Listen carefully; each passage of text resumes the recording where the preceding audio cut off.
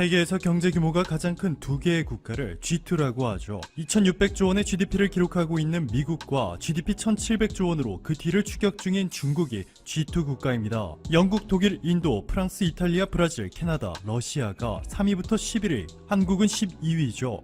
자, 그런데 이번 사태로 이 순위의 지각 변동이 일어나고 있습니다.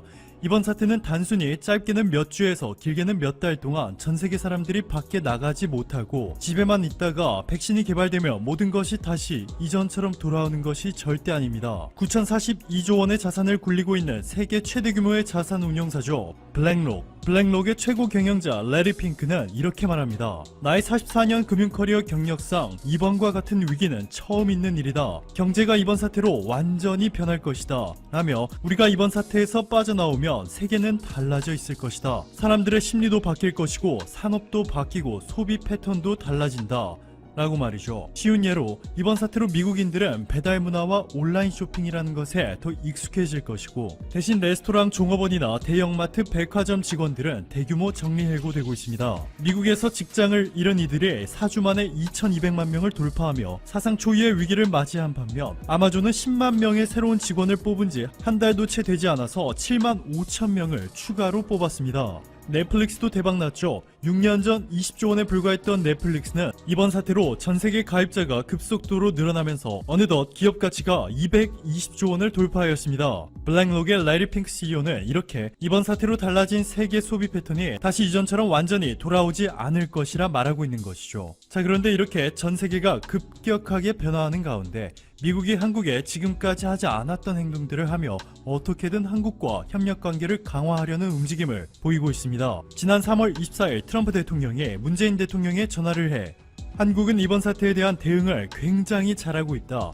라며 한국이 보내주기로 한 진단키트와 의약품들에 대해 미국 FDA가 승인 절차를 필요로 할 수 있다. 오늘 중에 승인될 수 있도록 즉각 조치를 취하겠다 전하면서 한국산 제품들에 대한 절대적 신뢰를 보냈던 것 여러분들도 기억하실 겁니다. 그리고 얼마 전 또 트럼프의 요청으로 문재인 대통령과 전화통화를 하게 되었는데요. 미국 대통령의 요청으로 한 달 내에 무려 2번이나 통화를 한다는 것은 상당히 이례적인 일이죠. 트럼프는 문재인 대통령의 내 친구 문 대통령이 큰 승리를 거둔 것 이라며 이번에 치러진 총선 결과에 대해 큰 승리이고 대단한 승리라며 여러 차례 축하의 메시지를 전하면서 현재 전 세계 많은 나라들이 어려움을 겪고 있는 상황인데 한국의 대응은 최상의 모범이다 라고 극찬하였습니다. 미국 백악관은 30분 동안 이어진 이번 문재인 대통령과 트럼프의 전화통화에서 한국과 미국이 이번 사태를 해결하기 위한 협력뿐만 아니라 경제 분야에서도 협력을 강화할 것이라 밝혔습니다. 현재까지 백신 개발 속도는 미국이 가장 빠른 것으로 전해졌는데요. 중국 감염병 분야 최고 권위자인 준난상은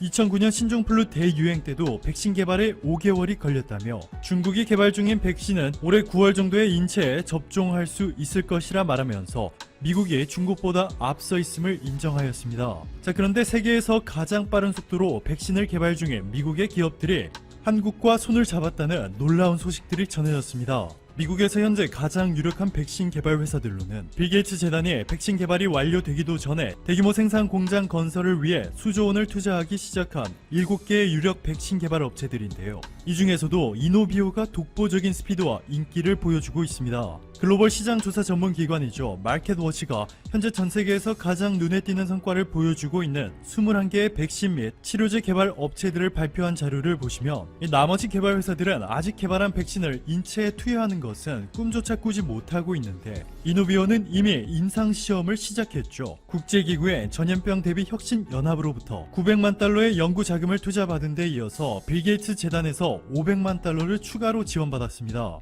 게다가 이노비오의 백신이 신속하게 개발 즉시 대규모 생산될 수 있도록 미국 국방부 차관 산하에 국방보건국이 계약금을 지불하는 이례적인 상황까지 만들어졌는데요. 이노비오의 핵심 기술이 바로 이번 사태의 문제의 유전 물질인 RNA를 억제하는 원리입니다. 그런데 놀랍게도 이번 사태의 비밀을 풀어냈다며 노벨상까지 거론되고 있는 한국기초과학연구원의 김빈내리 단장이 발견한 것이 바로 고해상도 유전자 지도로 문제의 세포 안에 생산된 RNA가 정확히 정확히 어떻게 구성되었는지, 어디에 있는지 정확한 위치까지 찾아낼 수 있는 것으로 전해졌습니다. 김빈내리 단장의 노벨상 수상에 매우 유력하다고 점쳐지고 있는 것은 이번 사태의 심각성을 고려했을 때 이번 발견의 세계적 영향력은 표현이 불가능할 정도로 거대할 뿐만 아니라 실제로 지금까지 줄기세포와 암세포에서 RNA 기능에 대한 논문을 수차례 발표해 네이처, 셀, 사이언스 등 세계 3대 과학 저널에 10여 편의 논문을 실었고 논문 한 편당 인용수가 256.2회로 최근 10년 동안 노벨 생리의학상 수상자 24명의 중간값인 127회를 압도하고 있습니다. 전 세계에서 가장 빠른 속도로 백신 임상시험에 돌입한 이노비오가 RNA를 억제하는 원리를 핵심 기술로 하고 있기 때문에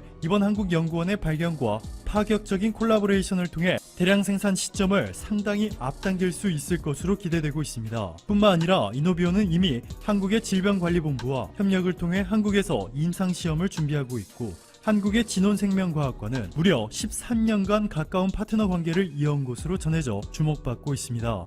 진원생명과학은 미국의 이노비오와 협력을 통해 지난 메르스 백신 개발과 지카 백신 개발 등에도 참여한 것으로 알려졌는데요. 이번에도 미국에 있는 자회사 VGXI를 통해서 이노비오가 상용화를 추진 중인 백신의 연구 개발에 참여하는 동시에 백신 생산을 담당하는 것으로 전해졌습니다. 한국의 진단키트가 세계에서 가장 앞서고 있듯이 백신 개발도 세계에서 가장 앞서가면 좋겠다라는 강한 열망을 갖고 말씀드린다 라고 발언한 문재인 대통령의 열망이 이미 상당 부분 현실이 되어가고 있습니다. 오늘도 감사합니다. 최고로 멋진 하루 보내시길 바랄게요. 일본의 언론에서 정은경 질병관리본부장을 두고 한국의 영웅이라 극찬했는데 그 배경이 궁금해집니다. 이미 정은경 본부장은 전 세계가 주목하는 한국 방역의 중심이 되는 인물인데 일본에서 이제야 언급하고 있는 그 이유가 무엇인지 궁금한데요. 우선 대략의 이유를 알아보기 이전에 요미우리 신문이 극찬한 내용을 보면 이 신문은 한국 코로나 대책의 영웅이라는 제목의 기사에서 한국 감염증 대책의 사령탑인 질병관리본부를 이끄는 정 본부장이 주목받고 있다면서 매일 열리는 기자회견에서 차분한 말투로 브리핑하는 모습이 국민 신뢰를 얻고 있다고 평가했습니다. 특히 요미우리는 정 본부장이 진두지휘하는 전문성에 대해 보도합니다. 일본에서는 해당 분야의 전문가들보다는 정치인들이 앞에 나와서 브리핑을 주로 하는 모습에 반해서 정은경 본부장은 서울대 출신으로 보건학 석사 예방의학 박사학위를 받은 정 본부장이 1998년 보건복지부에 들어가고 메르스 유행 때 질병예방센터장으로 근무한 경험 등으로 2017년 최초의 여성 질병관리본부장으로 발탁된 점을 강조했습니다. 반면에 일본에서는 지난주 확산사태 관련 브리핑에서 도쿄 도지사가 들고 나온 물건이 논란이 되었습니다. 일본에서는 현재 해당 사태를 브리핑할 때 신뢰할 만한 상징적 인물과 같은 전문가가 없는 상황입니다. 미국만 해도 파우치 관리소장이 일약 인기 스타로 떠올라 관련 물품마저 등장해 절찬리에 팔리고 있는 상황인데 일본에서는 각 도지사들이 나와 자신들의 치적을 위해 경쟁하듯이 나서는 모습이 보이고 있습니다. 결국 도쿄 도지사는 지난주에 자가격리 물품을 들고 나왔는데 일본의 캔다마라는 장난감을 가지고 나왔습니다. 자가격리 중에는 심심하니까 일본의 전통놀이인 캔다마를 가지고 놀면서 스트레스를 풀라는 취지라는 것입니다. 그러나 이러한 모습은 일본 네티즌들에게 공유되며 문매를 맞고 있는 상황입니다. 한 네티즌은 도대체 뭔가 대책이라고 들고 나온 게 캔다마라는 것인가 라며 망연자실하고 있습니다. 따라서 해당 분야의 석학인 정은경 본부장과 일본은 극명히 대비되면서 전문가 부재의 일본 상황을 보이고 있는 것입니다. 사실 현재의 확산 사태는 정치인이 아니라 전문가가 전면에 나서서 컨트롤해야 함에도 불구하고 전문가들의 목소리는 거의 묻히고 있는 것입니다. 게다가 최근 행해진 설문조사는 실소를 머금게 하는데요. 일본에서 현 확산 사태 대응에 있어서 잘하고 있는 정치인이 누구냐는 설문조사가 이뤄졌는데 놀랍게도 이 중에 1%는 독일의 메르켈 총리라고 대답했습니다. 이 조사에는 국적 제한을 두지 않고 정치인을 선택하라고 한 것인데 그렇다면 방역 모범국의 대통령이자 과학자 출신인 메르켈을 고르겠다는 사람도 있을 정도였다는 것입니다. 여기에 더해 요미우리 신문은 정은경 본부장은 한국에서 확산 사태가 폭발적으로 일어나던 지난 2월부터 흰 머리카락이 눈에 띄기 시작했고 당시 회견에서 수면 시간에 관한 질문이 나왔는데 정 본부장이 1시간 이상은 자고 있다고 답했다고 했습니다. 또한 정 본부장이 머리 감는 시간을 아끼기 위해 단발머리 스타일을 하고 있다고 덧붙였습니다. 여기에 주변에 항상 감사한다고 말하는 인품까지 갖췄다는 것이죠. 반면 일본에서는 확산 사태가 연일 가속화되고 있음에도 정치인들은 술판을 벌이거나 자신들의 선거구에 찾아가 다음 선거를 기약하는 모임을 갖는 등 치적을 쌓는 모습이 보도되며 국민들에게 외면을 받는 모습입니다. 이러한 전문가 부재에 관한 지적이 이어지자 아베 총리는 노벨 의학상 수상자인 신야 교수와 화상면담을 가졌는데, 여기에서도 아베 총리는 당장의 확산 사태의 대책보다는 올림픽 성공을 위한 백신 개발을 일본 중심으로 하고 싶다고 말했습니다만, 야마나카 신야 교수는 1년 안에는 사실상 불가능하다는 취지의 발언을 전했습니다. 게다가 아베 총리는 전 국민 마스크가 배포되어 전국 마스크 가격이 다소 떨어졌다는 자화자찬까지 했습니다. 어렵게 총리와 전문가의 대담이 실현되었으나 이 역시 별 소득 없이 끝난 정치적 만담이 아니었냐는 것입니다. 또한 확산 사태를 담당하는 후생성 직원을 80%나 재택근무를 시키면서 컨트롤 타워마저 부재한 상황입니다.